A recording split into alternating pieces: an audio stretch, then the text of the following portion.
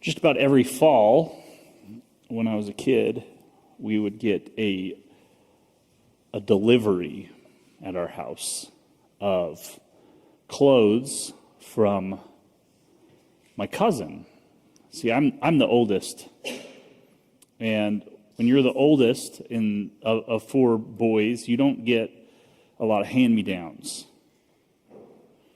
But my cousin, and I had a cousin who lived in North Carolina that was older than me, and every year his parents would, my uncle and aunt would buy them all new school clothes, and they would clear out their closet, and they would ship us a box or a bag, I can't remember, of hand-me-down clothes. And so sometimes I would get to wear, now I know these things are probably not as cool now, but getting a Tommy Hilfiger polo shirt in 1994 was a big deal. But here's the thing. I don't know if you know this about the social classes of the local public high school, and I'm not sure if this still is how it works. But like for me, like I would wear a Tommy Hilfiger polo shirt and whatever. The jeans didn't always fit, so I'd probably be wearing a Tommy Hilfiger polo shirt with Walmart jeans. Or once we moved past Walmart jeans, once I was in like middle school and high school, my favorite jean brand at the time was Arizona jeans, which was like the cheapest jeans that you could get at JCPenney's. So that's what I wore. And I most of the time didn't get, brand name shoes, but if I did, my mom bought them. We bought them significantly larger than they were supposed to be so that we would have them for longer. And I don't know if you know this, but like the hive mind of a public school is pretty smart and picks up on the subtleties of the way that a person shows up in the world. And so like I was wearing a Tommy Hilfiger shirt, which made me feel pretty confident because this is one of the brands that the cool kids at school wore. But there were things that I didn't see about what I was wearing that clued in the other kids that I was poor. And so like for me, growing up, like I became not conscious of what I wore, but like I conscious of what other people wore and how other people showed up in the world, and I assigned meaning to that. You get what I'm saying? Like when somebody showed up in a specific way, I assumed that this meant that they had money and had resources, and people who had resources, in my experience, this is not always true, but in my experience, based on what I grew up with, those people were unkind to people like me. So all of that is the backdrop for a small story that I'd like to share, and that story has to do with a time where I was a youth pastor, and I was a youth pastor, and I'd been serving in this capacity for a little while, and I was at youth camp. And it's funny how even though you're an adult, I was barely an adult when I was a youth pastor, both in terms of the way I saw the world, but also in terms of age. I was in my early 20s as a youth pastor, and that is barely an adult. Like, you can do adult things. You're allowed. Like, I lived on my own. I had an apartment, and I was married, and I had a kid, but like barely an adult. So I was at youth camp, and there's another youth pastor. And this other youth pastor was dressed in the garb that I would have assumed made him one of those people. And for the first 2 or 3 days, I interpreted everything that this other youth pastor did through the lens of this way of seeing, this lens. He had designer shoes on and designer jeans on and designer, and now I don't buying jeans is complicated for me now, not because I care about designer brands, but because I care about other things. And so I interpreted everything that I saw with this other youth pastor this way. And I was so annoyed. I'm going to just be really honest. I was judging this guy so hard. I had made up an entire backstory and narrative, and I could visualize the kids that he bullied when he was in high school. That's where I was at. That's the way I was seeing. And one day during free time, during at youth camp, I had nothing to do, and I was wandering around, and this guy was sitting by himself at a table. And I, at this point, I was the youth pastor at a small church that could barely afford to pay me anything. They paid me, after taxes, I got a check every week for $46. $46.17 to be exact. You got to be exact when it's that much. I was what they term in ministry bivocational, which means I had a job that paid the bills for the hobby that ministry was. And really, honestly, that's a good chunk of my ministry has been served that way. And there was this perception among other youth pastors in the time where when a youth pastor, there's a ranking system. In my mind, all of the youth pastors in our entire district at this camp were full-time, well-paid with benefits youth pastors.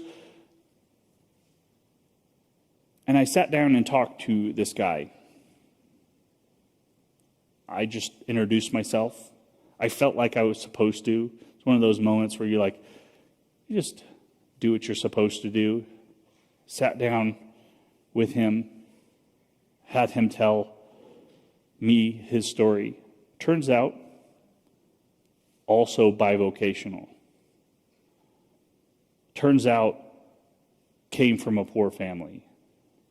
Turns out, his story was so much like mine. And about halfway through that moment, I was just filled with this surprise that I had misjudged the scenario, that I stopped him in the middle of his story and I said, "Hey, I just want to say I'm sorry. I'm sorry because I assumed one thing about you and you were not that at all." I think we all do something like that. Maybe not like that. We walk into scenarios and, it's the way our brain works. We create categories because it is efficient, right?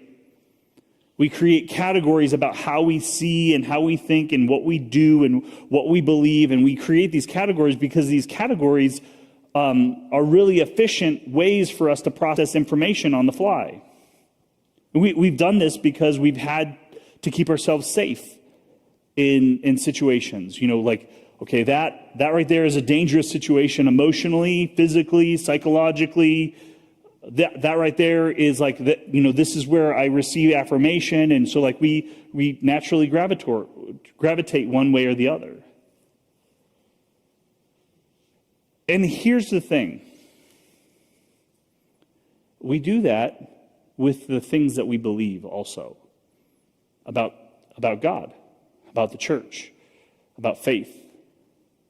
We create categories, and it makes it easy for us. We assume, we have these assumptions based on the things that we've learned and the way we've grown up and what we see and how we believe and all of these things, the background, the theological background, and most of this stuff is completely invisible to us. We don't know. We don't know that we're doing it.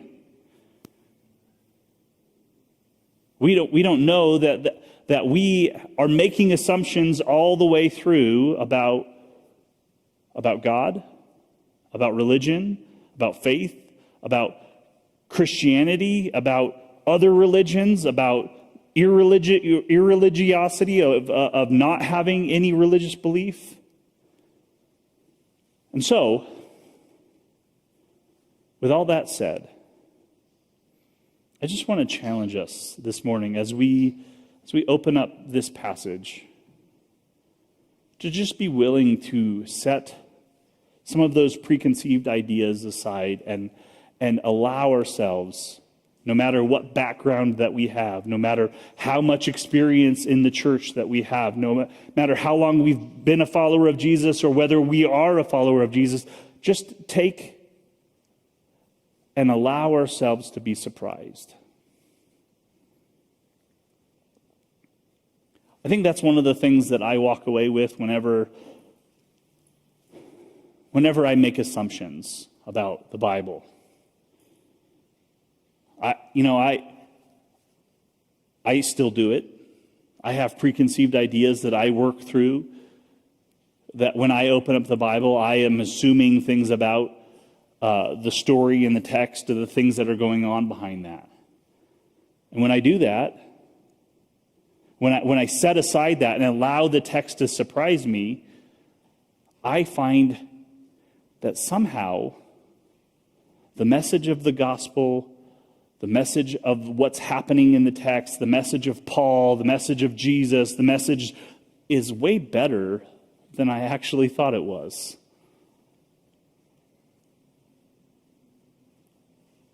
So all of that to say, we kicked off a series last week on the book of Colossians. We talked a little bit, probably longer than I should have. I talked about the idea of understanding context. And context is important. Context is important for how we understand the text. Context is important for how we understand each other. We're going to be looking at Colossians chapter 1, starting in verse 15. But let me first say this about the text. The text of Colossians in general. There is a reason that Paul is writing a letter. Now, the main controversy that's happening in this church in Colossae, we're not exactly sure. We can pick up on elements of it as we track what's happening in the text, but there's a couple of things that we can assume. One of the things that Paul is always writing about is that Gentiles get to belong. Like, it's assumed that the Jewish people in the text get to belong. The surprising part for Paul in all of his texts is that Gentiles get to belong. And you're either in the Gentile camp or the Jewish camp. And so what that means is that, according to Paul, all of us get to belong. One of the ways that he talks about this, and if you track Pauline theology throughout his entire thing, anytime Paul mentions the idea of the mystery of God, every single time Paul talks about the mystery of God throughout his text, it's always about Gentiles getting to belong to the family of God. We just finished this last week a study on the book of Ephesians. And Ephesians, this idea is used throughout the book of Ephesians, the mystery of the gospel. And that mystery is that everyone gets to belong. But one of the other things that we can assume is that Colossae is a part of the Roman Empire.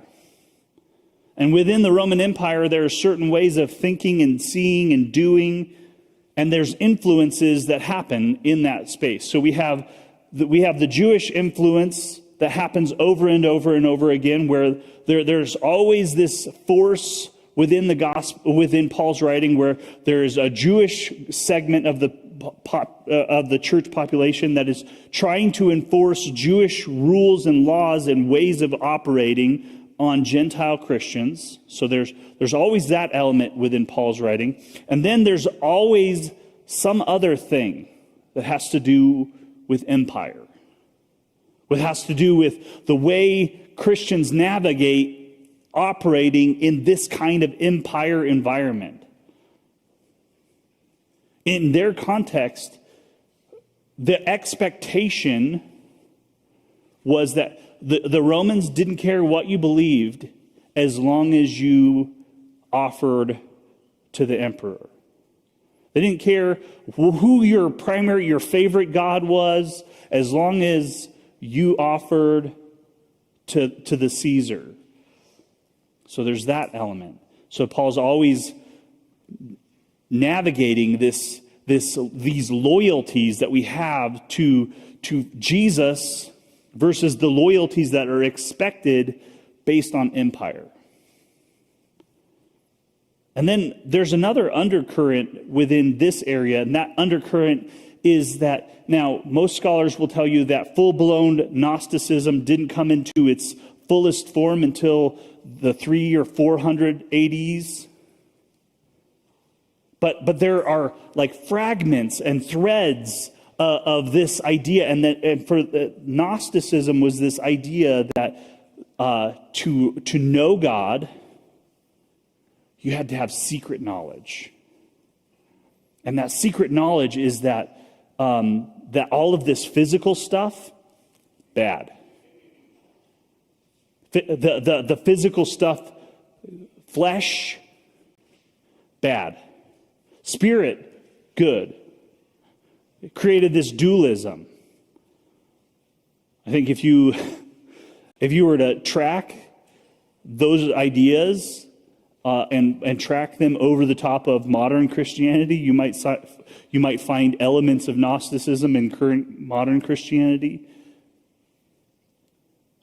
There are writings that Paul never in his lifetime encounters like full-fledged, full-blown Gnosticism.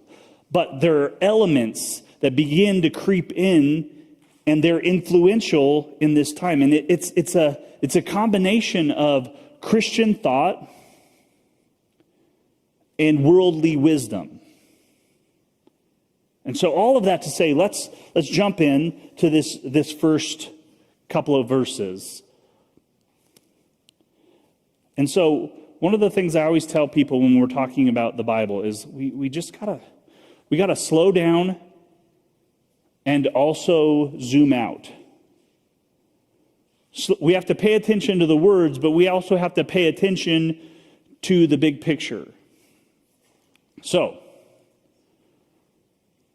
Colossians 15 starts off this way. He says, this is Paul saying, the Son, Jesus, is the image of the invisible God, the firstborn over all creation. And those two words are really interesting. That first word, image, the Son is the image of the invisible God. The Greek word there is icon. The image, Paul knows his audience. He knows in every Roman city there was a statue of the Caesar. And that statue of the Caesar was the icon of the Caesar, and that is where you would pay homage. That is where you would burn your incense. That is where you would make your offering.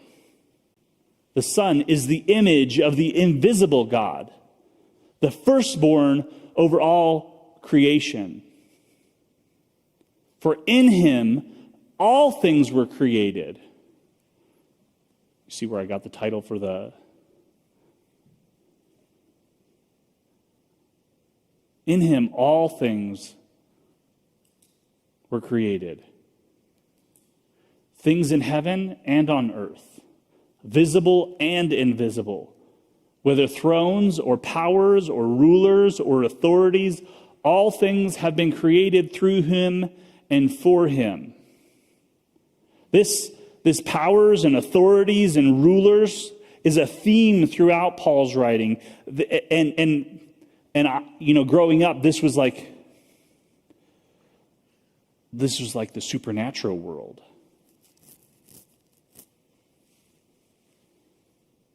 And there is a supernatural element to it. I don't want to deny that. But in the Bible, and we have to be careful when we talk about those kinds of things, because some of those areas are how we enter into that kind of Gnostic understanding, that dualistic understanding. They're always both together, indivisible, inseparable.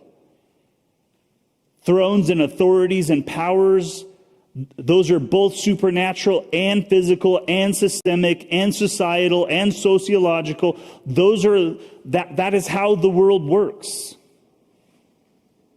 So Paul, in Ephesians chapter 6, he talks about putting on the full armor of God, because the fight is not against flesh and blood, but it's against these rulers and principalities. It's against those that have power and who use power to manipulate and control in the world. Because that is both spiritual and physical. He goes on in verse 17. He is before all things, and in him all things hold together. There are times where I don't know the answers to all of the questions. Do you ever have those moments where you don't know the answers to all of the questions? Here's the really cool thing is that, and maybe it's not cool, maybe this makes you freak out a little bit more, but the smartest people in the world about how the universe works don't know the answers to all of the questions. Physicists, like they see the world through math. There are more unanswered questions for them than there are answered questions. And I'm not saying that those unanswered questions have to be God, and maybe eventually we'll understand the things that are in between the things. But until then, I'm okay with this being the way I see the world. Like physicists, when they talk about the world, and the particles that make up everything, there is more space in between the particles than there are things in the world. And the stuff that's in that space, they call dark matter, which they don't know what that is, but they just know that the math doesn't work without incorporating that dark matter in there. They don't know what it is, what it's for, what's happening there. They just know that the math doesn't work without it. And I choose to believe before all things, and in him all things hold together. Now, that sounds like a elementary way of just like being okay with not understanding, and maybe it is. In him all things are hold together. Verse 18, he is the head of the body, the church. He is the beginning and the firstborn from among the dead. That word head is abused a lot.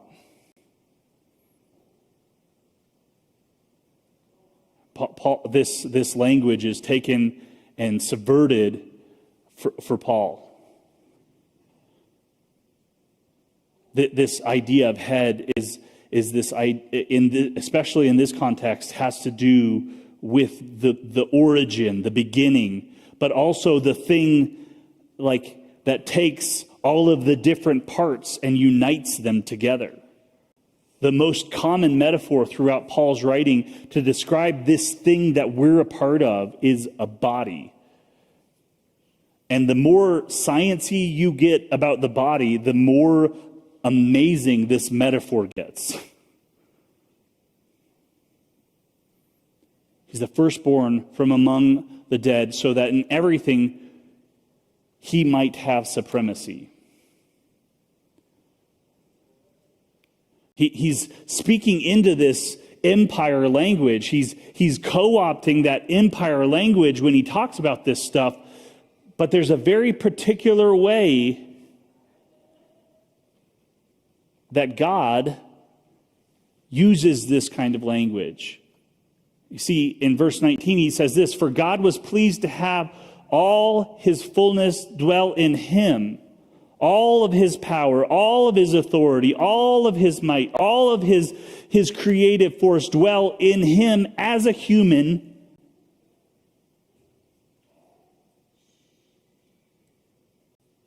to reconcile all things to himself."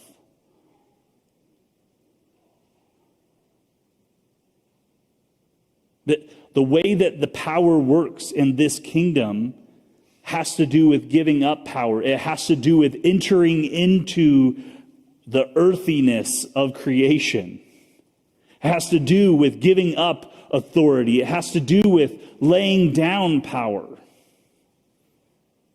That's why the cross comes up very next in this argument. Reconciled all things to himself, whether things on earth or things in heaven, by making peace through his blood shed on the cross. This isn't just like an accidental way of seeing the world. This is how God has always worked. This self-sacrificial revelation of what God is like. He says, once you were alienated from God. You have to remember, he's talking to people who, in every context, as far as the way this kingdom works, in every way, they are outsiders. They're not supposed to belong. They're not supposed to be included. I'm not Jewish, so that includes me. And so he says, once you are alienated from God and were enemies in your minds because of your evil behavior. What does that mean? Not what do we assume it means? So let's jump ahead for a second and then we'll come back to this. So he says, but now he has reconciled you by Christ's physical body through death, to present you holy in his sight, without blemish and free from accusation. In verse 23, if you continue in your faith. Now, we've talked about this before. We'll talk about it again. Faith in Paul's writing has a certain connotation. It's not just an intellectual assent to an idea. It's not just accepting Jesus as the Messiah. It's not believing. It's not just belief that he's talking about. And that's why this whole thing, verse 23, if you continue in your faith. For Paul, it's a matter of loyalty. And in this context of this empire situation that Paul is talking about, this context, it's so important. He's talking about people who have switched their loyalty from empire to Jesus, the Messiah, the one who was crucified to reconcile all things. It's a switch of loyalty. This turning, this repentance that he's talking about is no longer giving your loyalty, your offering, your sacrifice to Caesar. Like, well, we don't serve Caesar. There's no Caesar. No, we serve a representative form of Caesar. So, going back to this verse, he says, once you were alienated from God, once you were on the outside, now you are on the inside, your enemies because of your evil behavior. Your evil behavior has to do with the way that you give loyalty to things that aren't Jesus and the way of Jesus.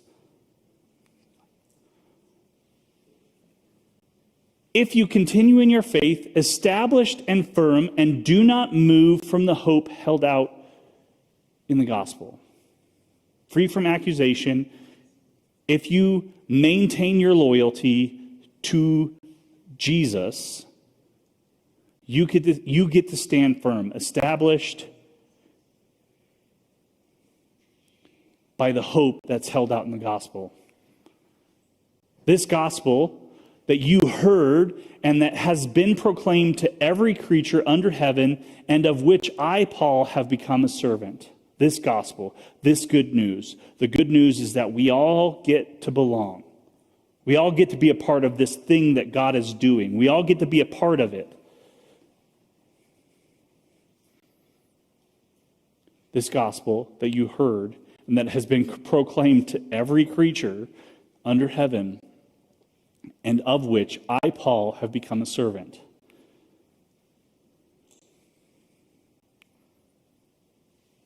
I know it's small.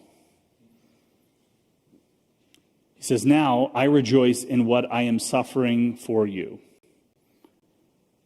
This is one of Paul's letters that he writes from prison. And Paul is thrown in prison over and over and over again because this message that all of us get to belong to, this thing that God is doing, is a message that empire and religion don't like. It threatens both empire and religion. He says, now I rejoice in what I am suffering for you, and I am filled up in my flesh what is still lacking in regard to Christ's afflictions. For the sake of his body, which is the church, I become its servant by the commission of God, admonishing and teaching everyone with all wisdom, so that we may present everyone fully mature in Christ. To this end, I strenuously contend with all the energy Christ so powerfully works in me. So he has this mystery, this presentation that we all get to belong. But I don't know if you've noticed this, but it's difficult for us all to belong. Like, we think different. We see different. We have different life experience. We have different ways of viewing the world. We have different ways that we naturally react to things. That's why we have to have this head, Jesus. Well, it's why we have to defer our loyalty to this idea, to this person that is Jesus. And the way that he operated in the world, the way that he operated in the world is this self-sacrificial love.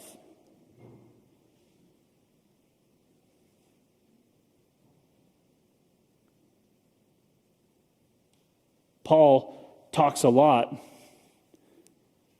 about how to live. And so much of what Paul says about how to live has everything to do with how we live together. In the context, and he writes these letters, like I said last week, that he writes these letters in a context for a reason. And that context is different than ours. And for us, he would say different things about what it means to belong. But at the root of what he says would be that those who have power should give it up.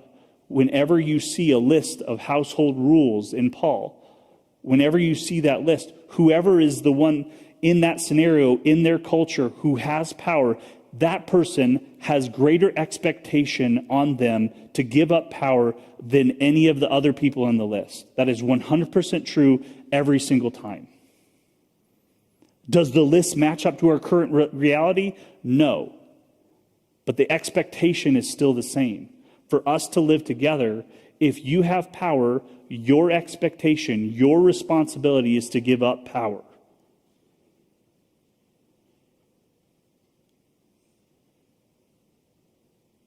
So as we stand back, having set aside some of our preconceived ideas, and allow ourselves to be surprised by God,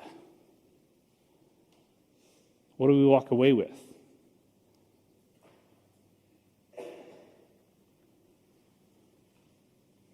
What if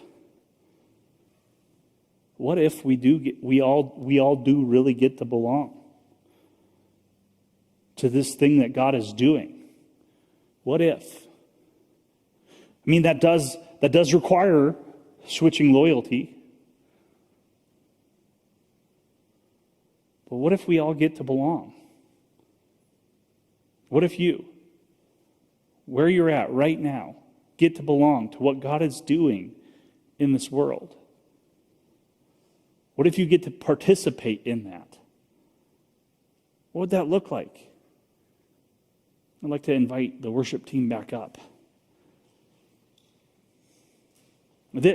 This letter that Paul writes to the church in Colossae has some of the most profound and significant images of Jesus outside of the book of Revelation in the whole New Testament. Some of the most strongly worded theology about Jesus is in the book of Colossians. What if this Jesus who is over all and holds all of the things together is actually actively working to include you? What if? How would you see the world differently if that's what you actually believed?